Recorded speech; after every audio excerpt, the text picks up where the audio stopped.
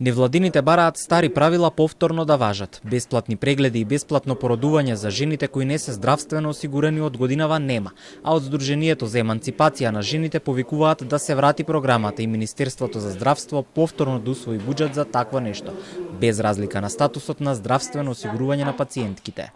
Иако законски сите имаат право да бидат опфатени со здравствено осигурување, праксата покажува дека граѓаните се соочуваат со реални проблеми кои им оневозможуваат да бидат здравствено осигурени. Една од причините е тоа што работодавачите не уплаќаат редовни придонеси за вработените.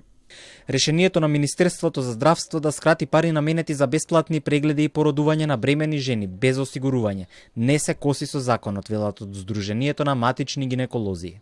За таа жена јас можам да направам преглед, така. Да прогледам низ прсти, да направам бесплатен преглед, било да е бремена или не бремена.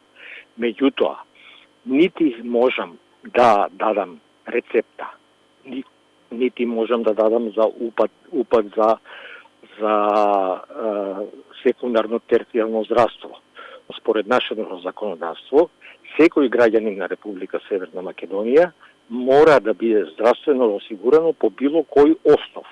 Тоа е дали преку вработеност, дали преку член на семејството кој што е вработен, дали по друг основ кој што го предвидува Законот за здравствено осигурување. Гинеколозите велат дека реакцијата на невладините можеби ќе беше и поиздржана, ако не беше упатена до здравствените власти, туку до други институции кои ги креираат законите, но и до пациентките, за тие да се осигураат.